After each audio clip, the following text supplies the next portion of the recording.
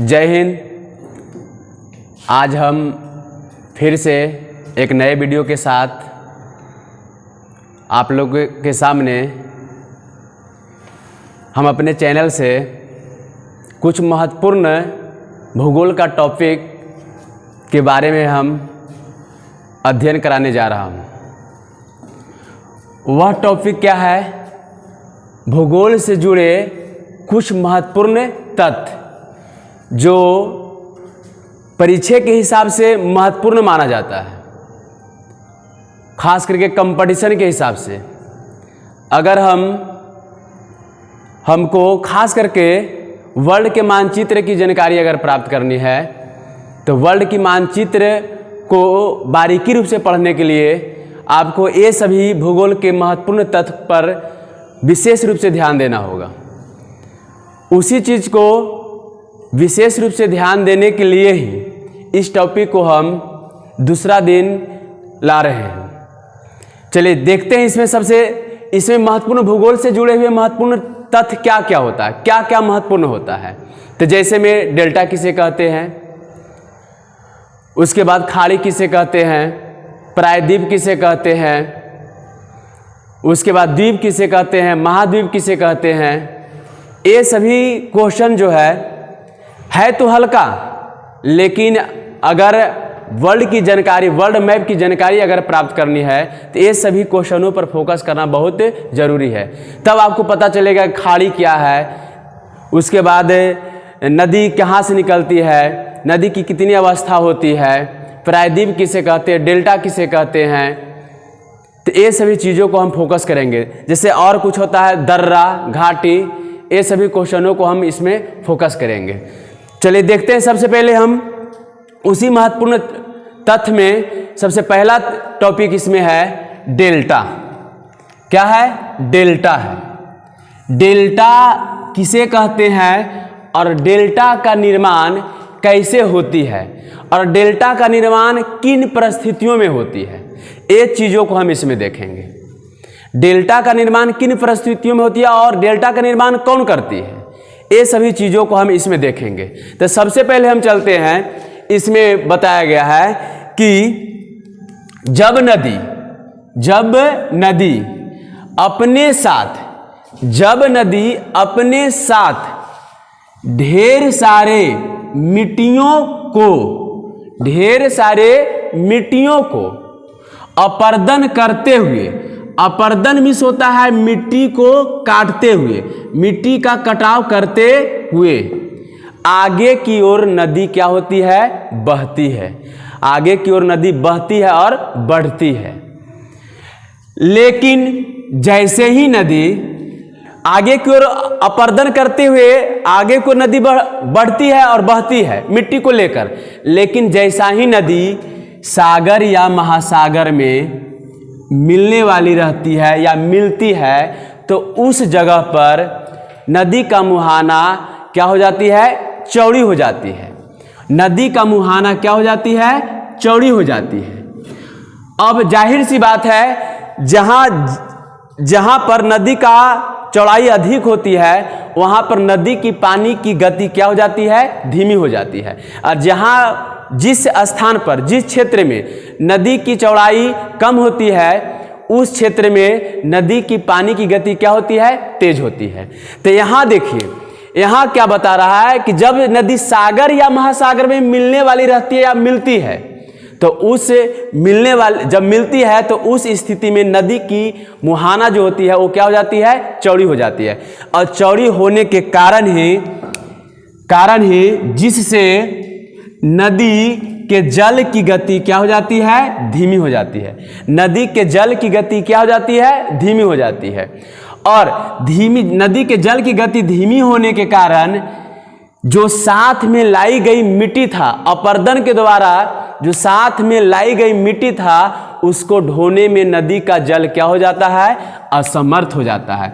जो अपने साथ ढेर सारे मिट्टी को नदी का जल अपरदन करते हुए आगे की ओर बढ़ रही थी, उस मिट्टी को जैसा ही नदी का मुहाना चौड़ी होती है सागर या महासागर में मिलने के बाद, तो उस स्थिति में अपने साथ लाई गई अपर्दन द्वारा लाई गई मिट्टी को ढोने में क्या हो जाती है, असमर्थ, मतलब वो ढो नहीं पाती है, क्योंकि पानी की गति ऑलरेडी नदी का मुहाना चौड़ी होने से पानी की गति पहले से ही क्या हो गई है, धीमी हो गई, और इतना चौड़ा हो जाता है और इतना चौड़ा हो जाता है जिससे पानी की गति पता ही नहीं चलती है कि पानी किधर जा रही है और किधर आ रही है, जिससे जो अपने साथ मिट्टी ला रही थी नदी का जल उस मुहाने पर धीरे धीरे क्या करना शुरू कर देता है, जमा करना शुरू कर देता है, जिससे एक त्रिभुजाकार आकृति का क्या होती है, निर्माण होती है।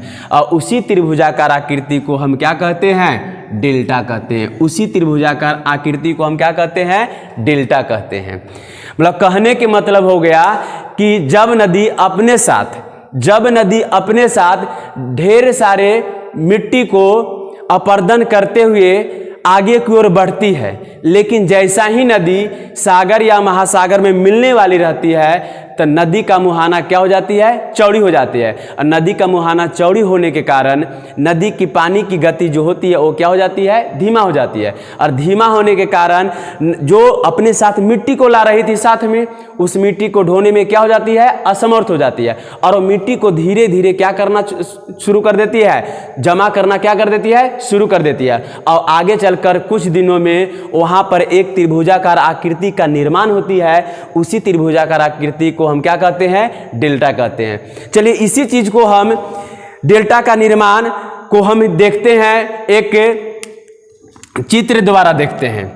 जैसे में बताया गया नदी के द्वारा, तो एक हम नदी का चित्र ले लेते हैं। इसमें नदी का ले लिए, नदी, उसके बाद इधर वाला एरिया को हम, ए वाला एरिया को हम सागर या महासागर, सागर या महासागर, सागर या महासागर। अब यहां से ए नदी, ए क्या है, नदी है, एक नदी। अब क्या, नदी जब उधर से बह रही है, उधर से नदी का जल इसमें आ रही है। अब क्या होता है इसमें कि ये अपने साथ ढेर सारे मिट्टी को अपर्दन करते हुए नदी क्या होती है, आगे की ओर बढ़ती है। लेकिन अगर यहाँ से देखते हैं तो इधर नदी की चौड़ाई क्या है, कम है। नदी की चौड़ाई कम होने के कारण जितने भी मिट्टी को अपर्दन की है वो सभी मिट्टी को अपनी पानी की गति तेज होने के कारण आगे की ओर क्या करती है, बहाती है। लेकिन सागर या महासागर में ऐसे भी उदाहरण में हम देते हैं, ऐसे भी देखते होंगे आप लोग कि एक नदी जब दूसरी नदी से मिलती है, ऐसे भी कहीं कहीं देखते हैं कि एक नदी जब दूसरी नदी से मिलती है तो उस क्षेत्र में, उस एरिया में चौड़ाई क्या हो जाती है, नदी का अधिक हो जाती है। तो एक नदी दूसरी नदी से मिलती है तो उतना चौड़ाई होती है जहां पर पानी की गति धीमी हो जाती है। और एक नदी जो है सागर या महासागर से मिल रही है तो समझने वाली बात है, जाहिर सी बात है कि इसकी चौड़ाई कितनी होती होगी। तो जैसा ही नदी सागर या महासागर में मिलने वाली रहती है तो नदी का मुहाना क्या होती है, चौड़ी हो जाती है। और इतना चौड़ी हो जाती है कि नदी की जो पानी की गति होती है पूर्ण रूप से क्या हो जाती है, धीमी हो जाती है। और अपने साथ जितना मिट्टी अपर्दन करके ला रही थी उस मिट्टी को धीरे धीरे क्या करना शुरू कर देती है, छोड़ना यहाँ पर शुरू कर देती है। और इस तरह से एक त्रिभुजाकार आकृति का क्या होती है, यहाँ पर निर्माण होती है। एक त्रिभुजाकार आकृति का क्या होती है, यहाँ पर निर्माण होती है। और इसी त्रिभुजाकार आकृति को हम क्या कहते हैं, डेल्टा कहते हैं। इसी त्रिभुजाकार आकृति को क्या कहते हैं, डेल्टा कहते हैं। इस तरह से त्रिभुजाकार आकृति का क्या होती है, निर्माण होती है। और ये त्रिभुजाकार जब भी बनता है तो ये त्रिभुजाकार, इसका नुकीला भाग, इसका पतला भाग नदी की ओर होती है और चौड़ा वाला जो एरिया रहता है वो समुद्र की तरफ होती है, मतलब सागर या महासागर की तरफ होती है। इसका रीजन क्या है, तो यहाँ पर देखते हैं। यहाँ से सबसे पहले यहाँ पर देखते हैं। यहाँ पर देखिए नदी की जो चौड़ाई है थोड़ा सा हुआ है, इसलिए यहाँ पर थोड़ी सी मिट्टी, उसके बाद देखिए जैसे जैसे नदी की चौड़ाई बढ़ती जा रही है वैसे वैसे मिट्टी की जो स्थिति है वो क्या होते जा रहा है, बढ़ते जा रहा है। मतलब जैसे जैसे नदी चौड़ी होती जा रही है वैसे वैसे मिट्टी को क्या वहां जमा करना क्या कर देती है, अधिक करती है। तो इस तरह से जब भी इसका त्रिभुज का जो पतला वाला भाग होता है वो नदी की ओर और चौड़ा वाला भाग जो होता है वो सागर की ओर। जैसे मान लेते हैं ए वाला एरिया देखते हैं, तो ए वाला एरिया देखिए सबसे अधिक चौड़ा है, तो इस वाला एरिया में सबसे अधिक मिट्टी को जमा किया है। ए वाला इसकी तुलना में ए वाला एरिया क्या है, पतला है, तो इसलिए यहाँ पर मिट्टी क्या है, कम है। तो इस तरह से एक त्रिभुजाकार आकृति का निर्माण होती है। ऐसी त्रिभुजाकार आकृति को हम क्या कहते हैं, डेल्टा कहते हैं। क्या कहते हैं, डेल्टा कहते हैं। मतलब यहाँ से मेरा पूर्ण विश्वास है कि इसके परिभाषा को और डेल्टा को आप बारीकी से क्या किए होंगे, समझ गए होंगे। अगर नहीं समझे हो तो एक बार लास्ट में हम और बताना चाहते हैं कि नदी के द्वारा लाई गई ढेर सारी मिट्टी, जब नदी अपने साथ ढेर सारी मिट्टी को आगे की ओर बहाती है अपर्दन करके, लेकिन जैसा ही सागर और महासागर में मिलने वाली रहती है तो नदी का मुहाना क्या हो जाती है, चौड़ी हो जाती है, जिससे पानी की गति क्या हो जाती है, धीमी हो जाती है। और इतना धीमी हो जाती है कि जो अपने साथ मिट्टी को लाती है वो मिट्टी को धीरे धीरे यहाँ पर जमा करना क्या कर देती है, शुरू कर देती है, जिससे आने वाला समय में एक त्रिभुजाकार आकृति का निर्माण होती है। उसी त्रिभुजाकार आकृति को हम क्या कहते हैं, डेल्टा कहते हैं। तो पूर्ण विश्वास है कि आप डेल्टा का परिभाषा यहाँ से समझ गए होंगे। चलिए अगले टॉपिक पर इस पर चलते हैं। अगला टॉपिक है इसके बाद प्रायद्वीप।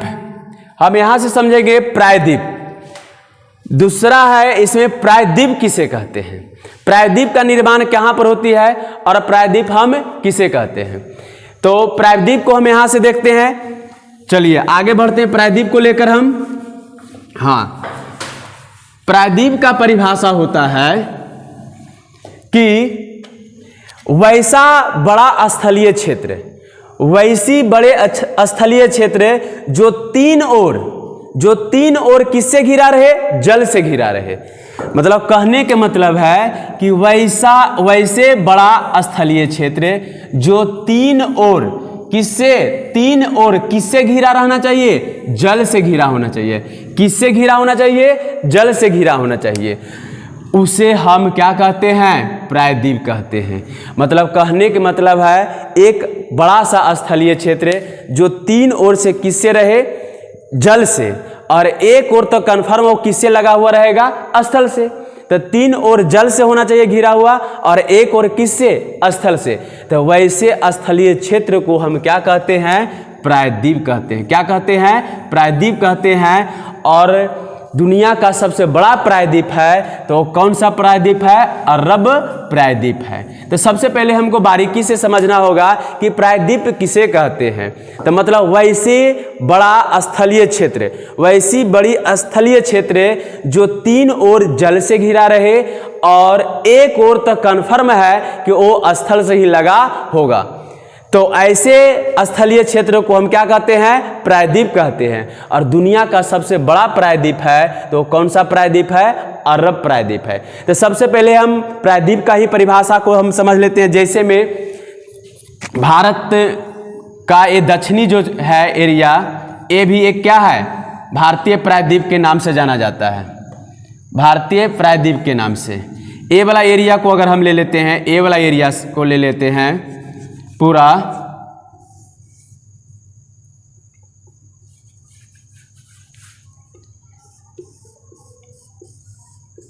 इस एरिया से इसको देखते हैं तो ये वाला एरिया लगभग ए एरिया और ए एरिया, इसके ऊपर चलते हैं तो ये एरिया स्थल है और इसके ऊपर चलेंगे तो ये एरिया क्या है, स्थल है। और ये भी पूरा क्या है, एक स्थल है। और ये वाला क्षेत्र को हम अगर देखते हैं तो ये वाला क्षेत्र पूरा जल है और ये वाला भी क्षेत्र पूरा क्या है, जल है, और ये वाला भी क्षेत्र क्या है, जल है। अगर हम देखते हैं तो जल वाला इस क्षेत्र को देखते हैं तो इधर कौन सा सागर है, अरब सागर है। कौन सा सागर, अरब सागर है, अरब सागर। और नीचे में कौन सा है तो हिंद महासागर। कौन सा, हिंद महासागर। और इधर इसके पूर्व दिशा में, भारत के पूर्व दिशा में देखते हैं तो एक क्या है, बंगाल की खाड़ी, बंगाल की खाड़ी। चलिए अब हम इसी एरिया को देखना चाहेंगे, जो ए वाला एरिया है, ए वाला पूरा एरिया भारत का क्षेत्र है, दक्षिणी भारत का क्षेत्र है। ए पूरा एरिया जो एक क्या है, स्थल है, जो एक क्या है, स्थल है। अब इस एरिया को हम देखते हैं तो देखिए सबसे पहले ए वाला, ए पश्चिम से लेते हैं तो पश्चिम से क्या है, जल है। दक्षिण से लेते हैं तो दक्षिण में भी क्या है, जल है। और पूरब से लेते हैं तो पूरब से भी क्या है, जल है। मतलब भारत के पश्चिम में अरब सागर जो जल से भरा हुआ है, फिर भारत के दक्षिण में हिंद महासागर जो जल से भरा हुआ है, और भारत के पूरब में बंगाल की खाड़ी जो जल से भरा हुआ है। मतलब कहने के मतलब हम अभी प्रायद्वीप की परिभाषा बता रहे थे कि वैसा बड़ा स्थलीय क्षेत्र जो तीन ओर किससे घिरा रहे, जल से घिरा रहे। किससे घिरा रहे, जल से घिरा रहे। जैसे यहाँ उदाहरण में आपको दे रहे हैं, भारत का जो दक्षिणी प्रायद्वीपीय क्षेत्र है, जिसमें लगभग भारत के क्या कहते हैं, केरल, तमिलनाडु, आंध्र प्रदेश, कर्नाटक, ये सभी राज्य इस क्षेत्र में आता है। तो यहाँ से साफ दिख रहा है कि ए वाला जो क्षेत्र है ये तीन तरफ से किससे घिरा हुआ है, जल से, और एक तरफ किससे लगा हुआ है, स्थल से। तो इस क्षेत्रों को हम क्या कहते हैं, ऐसे क्षेत्रों को हम क्या कहते हैं, प्रायद्वीप कहते हैं। क्या कहते हैं, प्रायद्वीप कहते हैं। चलिए प्रायद्वीप का परिभाषा यहाँ से आपको कंफर्म समझ में आ गया होगा कि वैसी बड़ा स्थलीय क्षेत्र जो तीन ओर जल से घिरा रहे और एक ओर तो कंफर्म स्थल से लगा रहेगा, तो ऐसी क्षेत्र को हम प्रायद्वीप कहते हैं। और दुनिया का सबसे बड़ा प्रायद्वीप है, तो कौन सा प्रायद्वीप है, अरब प्रायद्वीप। कौन सा प्रायद्वीप, अरब प्रायद्वीप। और अरब प्रायद्वीप पर कितने देश, 7 देश। कंपटीशन के हिसाब से अगर देखा जाए तो ये क्वेश्चन लगभग पूछने लायक क्वेश्चन और पूछता भी है। अरब प्रायद्वीप पर कितने देश, तो 7 देश। कितने देश, 7 देश। दुनिया का सबसे बड़ा प्रायद्वीप कौन सा है, तो अरब प्रायद्वीप है। उस पर कितने देश है, 7 देश है। देखते हैं 7 देश को। उसमें अरब प्रायद्वीप में सबसे बड़ा देश कौन आता है, तो सऊदी अरब।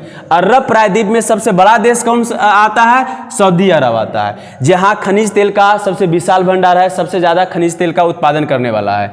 उसके बाद दूसरा देश कौन आता है, यमन। तीसरा कौन आता है, ओमान। चौथा कौन, UAE, संयुक्त अरब अमीरात। फिर उसके बाद 5वां कौन आता है, कतर। और छठा कौन है, बहरीन। और 7वां कौन है, कुवैत। मतलब अरब प्रायद्वीप पर जो दुनिया का सबसे बड़ा प्रायद्वीप है उस पर 7 देश है। 7 में कौन कौन, सऊदी अरब, अमन, ओमान, UAE, कतर, बहरीन और कौन, कुवैत। ये 7 देश आता है। थोड़ा सा इसको हम मानचित्र की सहायता से भी हम देखना चाहेंगे। मानचित्र पर भी थोड़ा सा इसको देख लेते हैं कि ये है किस तरह से। चलिए देखते हैं। मानचित्र में अगर देखा जाए तो ए वाला एरिया को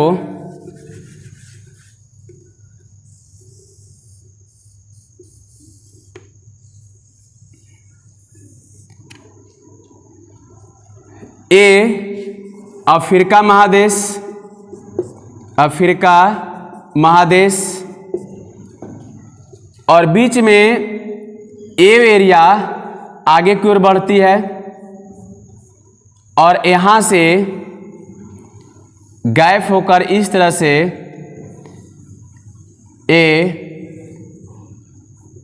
अरब प्रायद्वीप का निर्माण करती है। यहाँ पर लाल सागर है, लाल सागर, और नीचे में हिंद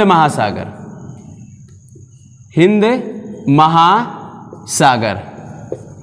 और ए वाला एरिया है, यही वाला एरिया, इधर से भी जल वाला क्षेत्र ही आता है। ये वाला एरिया भी जल वाला क्षेत्र आता है और ये वाला भी एरिया जल वाला क्षेत्र है, ये वाला भी एरिया जल वाला क्षेत्र है। मतलब ये 3 ओर से किससे घिरा हुआ है, जल से घिरा हुआ है, और एक ओर किससे लगा हुआ है, स्थल से। इसमें सबसे बीच में जो आता है वो कौन सा आता है, सऊदी अरब आता है। ये वाला बीच वाला क्षेत्र में आता है, ये पूरा एरिया में आता है।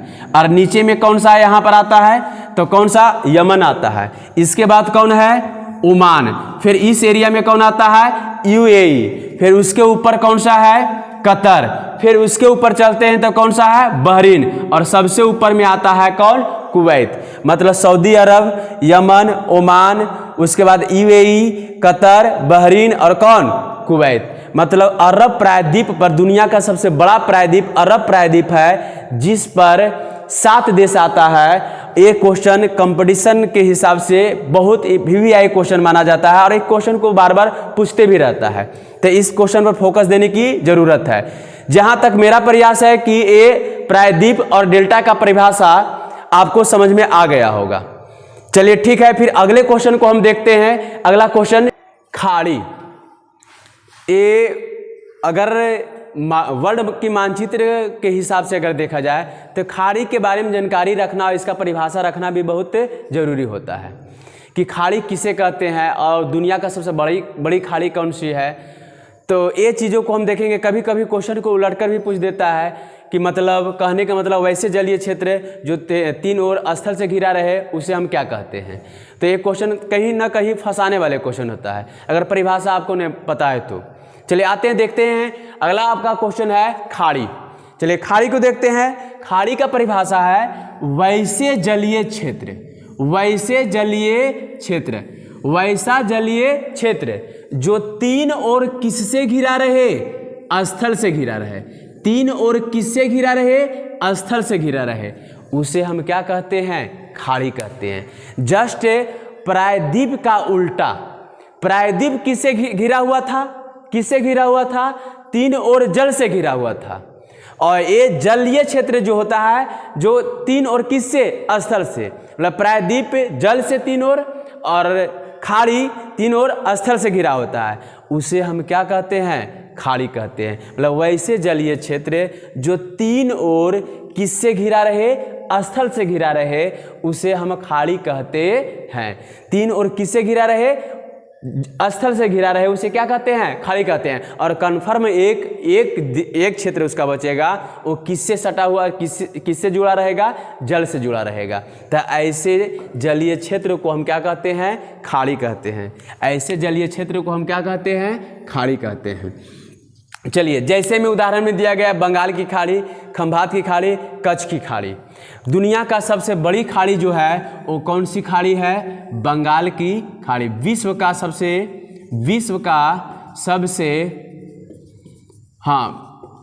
बड़ा खाड़ी कौन सी खाड़ी है, बंगाल की खाड़ी है। जो विश्व का सबसे बड़ा खाड़ी है जो बंगाल की खाड़ी है, जो भारत के पूर्वी दिशा में पड़ता है। जैसे में भारत की अगर चौहद्दी अगर पता होगा, भारत की चौहद्दी जब हम देखते हैं तो उत्तर में हिमालय पर्वत, दक्षिण में हिंद महासागर, पूरब में बंगाल की खाड़ी तथा पश्चिम में अरब सागर। तो पूरब में, भारत के पूरब दिशा में कौन सी खाड़ी है, बंगाल की खाड़ी है। चलिए, इस चीज़ों ये तीनों हम खाड़ी को हम भारत के मानचित्र बनाकर, भारत के सिर्फ मानचित्र बनाएंगे तो ये तीनों खाड़ी आपको उस मानचित्र के आसपास दिखेगा। चलिए देखते हैं ये तीनों को हम। चलिए भारत के मानचित्र को लाते हैं इसमें हम, तो भारत के मानचित्र को देखते हुए आगे की ओर हम बढ़ते हैं।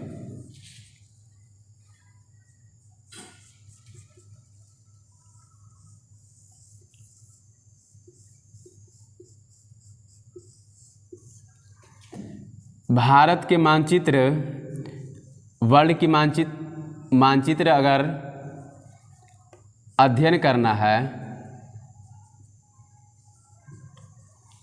तो भारत का मानचित्र का ज्ञान होना बहुत आवश्यक होती है।